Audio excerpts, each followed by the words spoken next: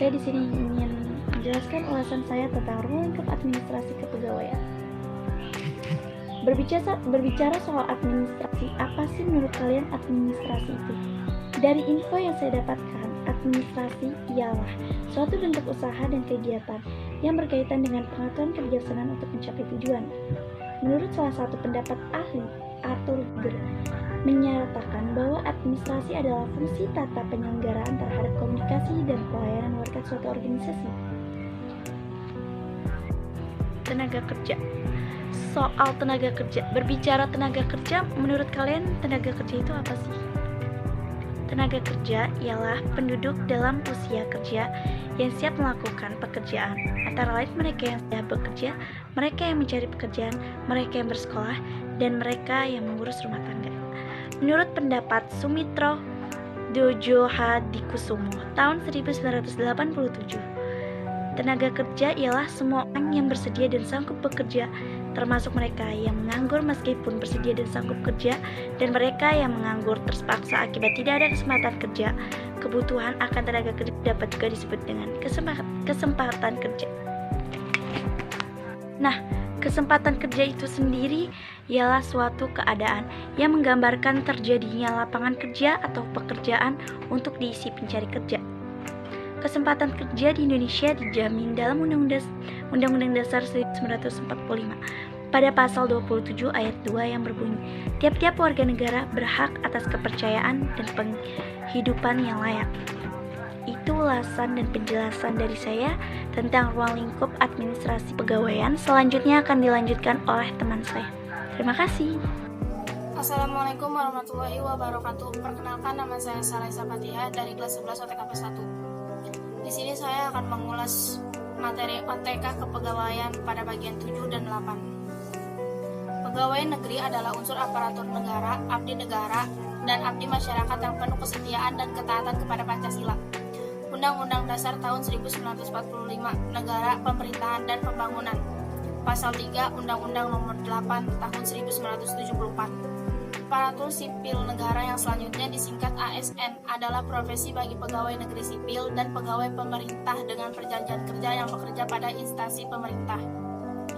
Pegawai aparatur sipil negara atau pegawai ASN adalah pegawai negeri sipil dan pegawai pemerintah dengan perjanjian kerja yang diangkat oleh pejabat pembina kepegawaian dan diserahi tugas dalam suatu jabatan pemerintahan atau diserahi tugas negara lainnya dan digaji berdasarkan peraturan perundang-undangan. Selanjutnya, yang dimaksud dengan pegawai negeri sipil atau PNS adalah warga negara Indonesia yang memenuhi syarat tertentu untuk diangkat sebagai pegawai ASN secara tetap oleh pejabat pembina kepegawaian untuk menduduki jabatan pemerintahan. Sedangkan yang dimaksud dengan pegawai pemerintah dengan perjanjian kerja atau PPPK adalah warga negara Indonesia yang memenuhi syarat tertentu yang diangkat berdasarkan perjanjian kerja untuk jangka waktu tertentu dalam rangka melaksanakan tugas pemerintahan.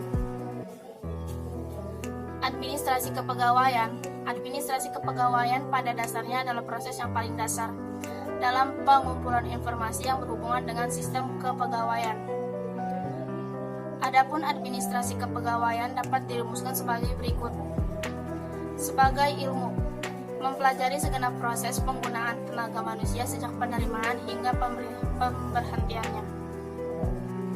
Sebagai proses penyelenggaraan politik kepegawaian, kebijakan politik kepegawaian atau program kerja atau tujuan yang berhubungan dengan tenaga kerja manusia yang digunakan dalam usaha kerjasama untuk mencapai tujuan tertentu.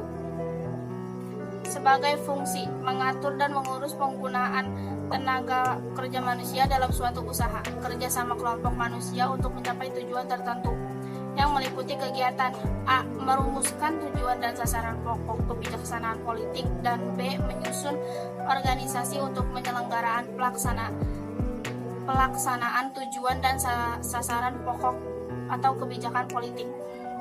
Sebagai seni memilih pegawai baru serta menggunakan pegawai-pegawai lama dengan cara sedemikian rupa sehingga dari segenap tenaga kerja manusia itu diperoleh oleh hasil dan jasa yang maksimal, baik mengenai jumlah maupun mutunya. Hanya itu, sekian. Nama saya Deborah Sindola Sihotan dari kelas 11 OTKP 1. Di sini saya ingin melanjutkan yang telah dibaca oleh teman saya. Menurut Sondang P. Siagian, administrasi pegawaian adalah keseluruhan proses kerjasama antara dua orang atau lebih yang didasarkan atas rasionalitas tertentu untuk mencapai tujuan yang telah ditentukan sebelumnya. Menurut Alifin Abdul Rahman, tahun 1998, administrasi kepegawaian negara adalah salah satu cabang dari administrasi negara yang berkaitan dengan segala persoalan mengenai pegawai-pegawai negara. Kegiatan-kegiatan administrasi kepegawaian negara meliputi yang pertama, analisis jabatan, klasifikasi jabatan, dan evaluasi jabatan. Yang kedua, ada rekrutmen, ujian-ujian, dan penempatan. Yang ketiga, ada training. Yang keempat, ada penggajian. Yang kelima, ada employee counseling. Yang keenam, ada personal relation. Yang ketujuh, ada disiplin dan moral. Dan yang terakhir, ada catatan kepegawaian. Ada juga prinsip-prinsip kepegawaian. Prinsip-prinsip kepegawaian ada berbagai macam, yaitu pertama, prinsip kemanusiaan. Kedua, ada prinsip demokrasi. Ada the right man of the right place. Yang keempat, ada equal pay for equal work. Yang kelima, ada prinsip kesatuan arah prinsip. Yang keenam, ada prinsip kesatuan tujuan.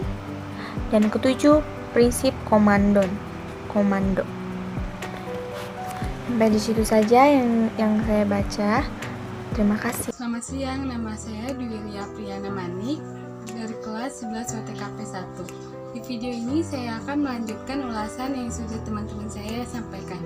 Di ulasan ini saya akan membahas tentang fungsi administrasi kepegawaian.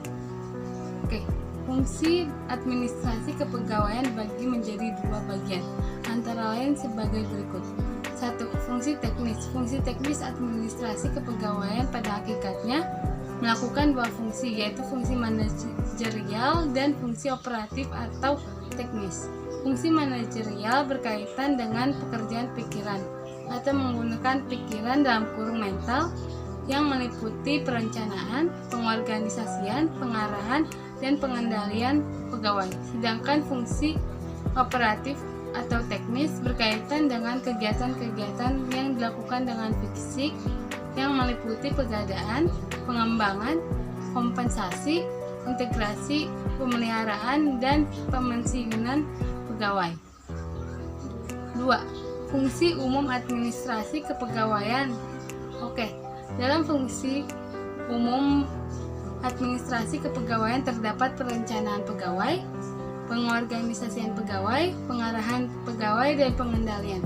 Perencanaan pegawai dapat didefinisikan sebagai proses penentuan kebutuhan pegawai pada masa yang akan datang berdasarkan perubahan-perubahan yang terjadi dan persediaan tenaga kerja yang ada. Perencanaan pegawai merupakan bagian penting. Pengorganisasian kepegawaian adalah satu langkah untuk menetapkan, menggolongkan, dan mengatur berbagai macam kegiatan yang dipandang perlu atau penetapan tugas dan wewenang seseorang serta pendelegasian wewenang dalam rangka untuk mencapai tujuan. Pengorganisasian mengantarkan semua sumber dasar dalam kurung manusia dan non-manusia ke dalam suatu pola tertentu sehingga orang-orang yang bekerja di dalamnya dapat bekerja sama secara berdaya guna dan berhasil guna dalam mencapai tujuan yang telah ditetapkan. Pengarahan pegawai, ada banyak teori dan keyakinan tentang apa yang memotivasi pegawai.